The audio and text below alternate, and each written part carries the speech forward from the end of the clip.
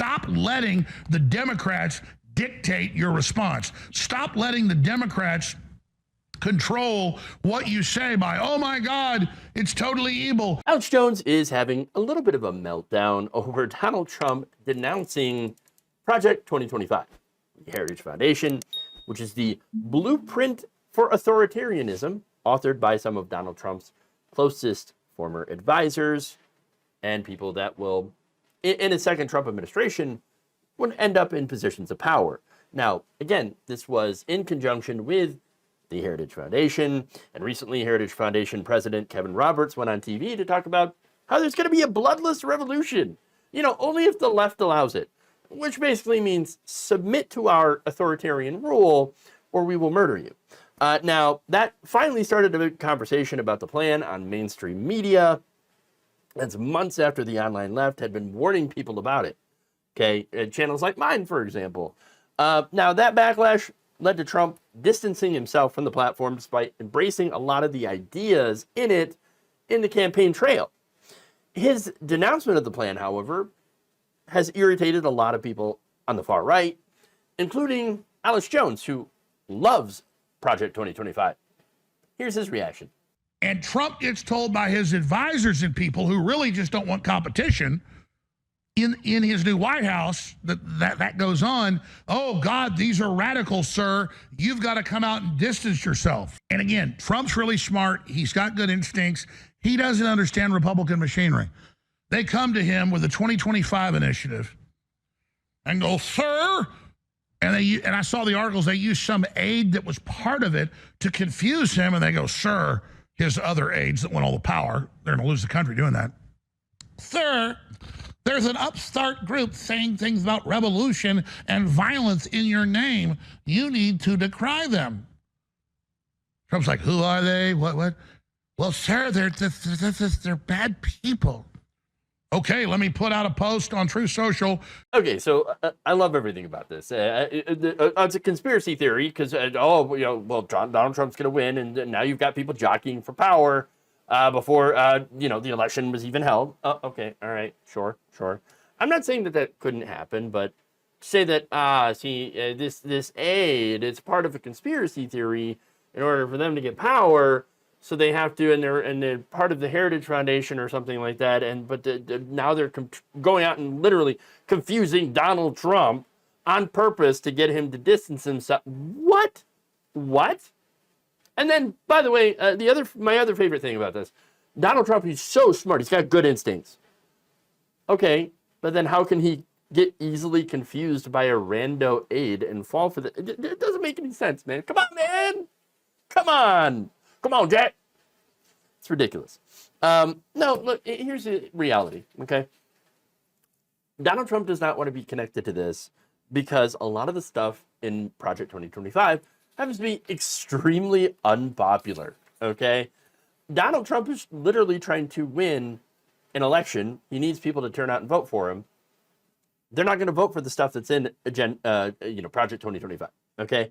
And by the way, there are things that he is interested in, like unitary executive theory, which would give him essentially almost unlimited power. I mean, the executive branch, he would be able to basically purge the administrative state and put his own people in positions of power by reclassifying them as political appointees. These are career government officials, okay?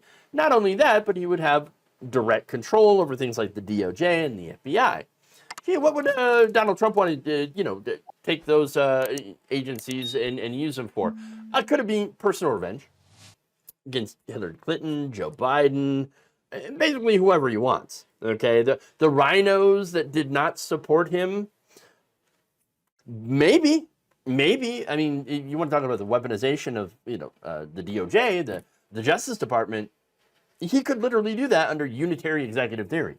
Okay. That would be something that would very much interest Donald Trump. But I think that he knows well enough that this is not something the American people would really like to see. Either that or he just knows not. I don't think that he knows nothing about it. I just think that he's someone who doesn't read. I think this is very well documented that Donald Trump does not like to read things. Okay. And so everything he's heard about it, he's kind of heard offhand. And mainly, what he's really heard about is, hey, people don't like this. Oh, people don't like it? All right, well then I don't know what it is then. I mean, yeah, I've heard some things that I do like, but I got to make sure to, gaslight my supporters and everyone else by telling them I don't really know anything about it. I mean, there's some stuff that I like, there's some stuff that I don't like, whatever. Good luck with that. If he tells you good luck with that, I don't really believe that he knows nothing about it. Okay. He knows something about it. He's heard some things about it, but he's also heard that it's super unpopular. And so he's not going to do anything that could jeopardize his election chances, because there's a lot that's riding on this. I mean, yeah, for, the left, for democracy, it's really important that we don't have someone who will be an authoritarian get into power. And for Trump, the stakes are, hey, I got to get into office, or else I'm afraid that I might go to prison. Okay. For, some of the crimes that I am going to be on trial for. Oh, by the way, those trials aren't going to start until after the election. So it's very important that I win, because I've been able to delay them long enough to that, if I do win, I can use the DOJ and in my power, I can appoint people to make these cases go away. And of course, my newfound immunity, thanks to the Supreme Court. So that's what he's really concerned about. He's concerned about winning. He's concerned about getting that, immunity, and everything else is really just gravy. Okay, so he's not going to jeopardize his chance of winning. And if openly supporting this does that, well, then he's going to abandon it, just like he abandoned a national abortion ban. Okay, because I personally don't think he cares, but he does want to get the evangelical vote. But in this case, more people are against it. That's going to hurt his election chances, so he's not at all interested, okay? And by the way, just because he's distanced himself in public from these positions, that doesn't mean that he won't enact them if that will benefit him in some way. So let's be fair about that.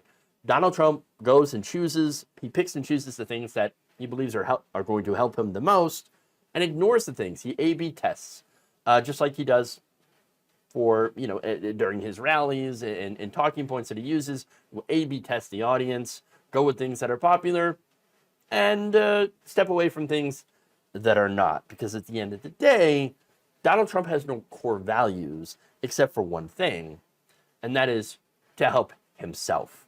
Thank you for watching. If you enjoyed this video, please like, share, subscribe, hit the bell icon in order to get notified whenever a new video is released.